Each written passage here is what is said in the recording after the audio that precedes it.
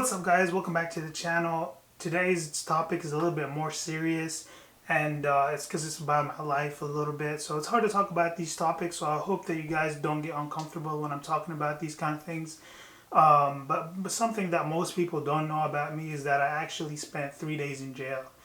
It was one of the most difficult experiences of my life, and it changed the way that I see family, the way that I see freedom, and the way that I see myself, really.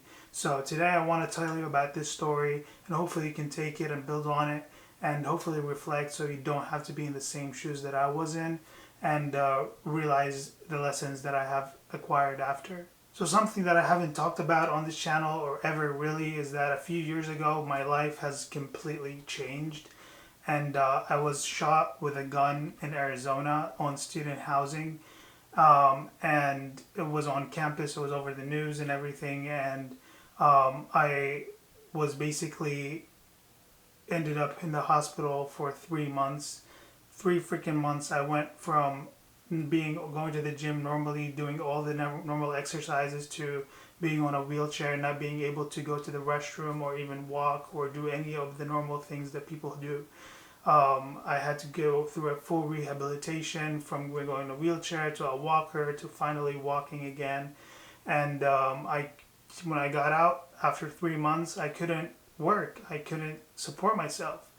And I found myself looking at my dad and finding out that he hadn't been paying the rent for our place. That was really heartbreaking, to be honest. I had only one option, and it was to move to Oregon to live with my uncle. And honestly, he was very hospitable at first. And I can't emphasize that enough. He was so cool. He understood where I was coming from, and he tried to help me the most as he can. So he housed me for 2 years while I was trying to rebuild my life and stand on my own 2 feet. So as you can imagine, I was in university still, so I had no kind of income to support myself. And in Oregon, they approved people for food stamps, and that's when I got my food stamps. And for me, that was a huge milestone.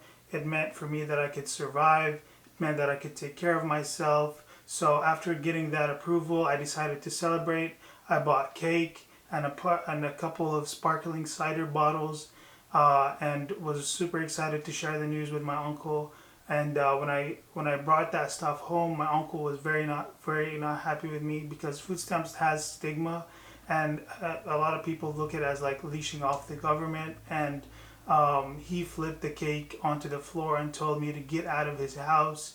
He was so angry. I was overwhelmed with emotions, and I couldn't, process it very well. And I've already been through so much, and I just snapped.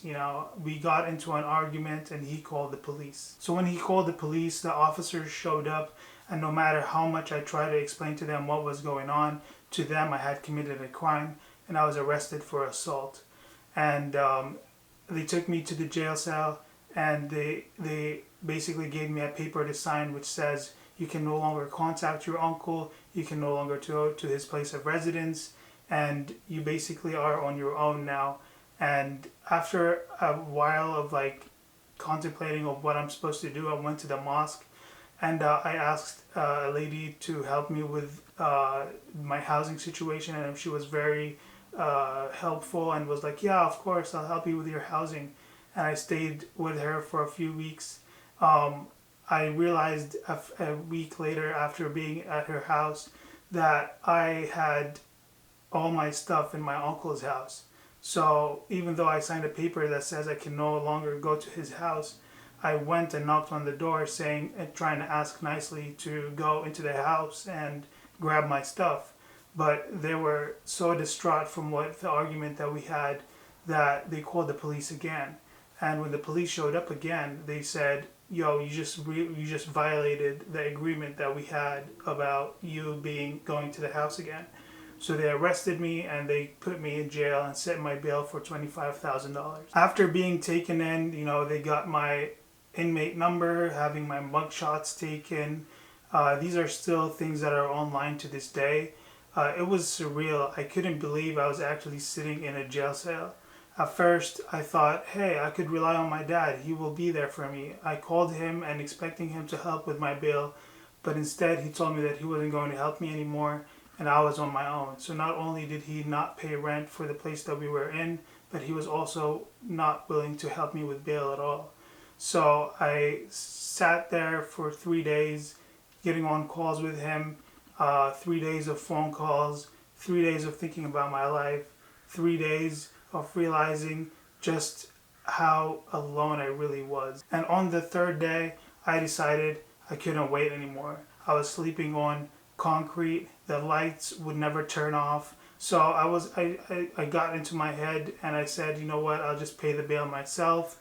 And I walked out of that jail cell determined to start over. Thankfully, I was able to stay with a woman from my mosque, like I said, who opened her home for me for over a year. I went to the court hearings and my uncle never showed up to any of them. After a while, the court dismissed the charges and the case was gone. I didn't end up getting my bail money back, but you know what? Honestly, guys, I didn't care.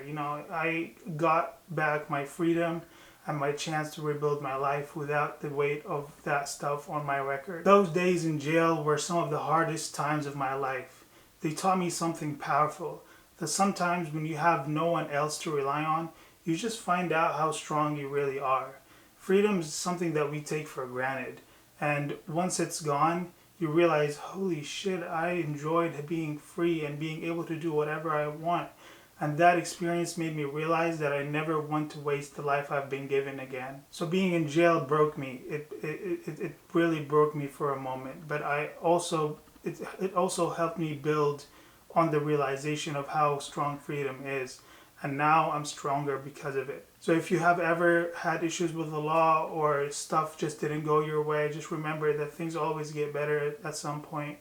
And I hope you can take my story and build off of it. There's so much stuff that I can talk about, but I decided to make this short so that you can go on about your day and do other stuff. Maybe watch it in the morning and go about your day and just know how blessed you really are. So thank you guys for watching, and I'll see you in the next time. Peace.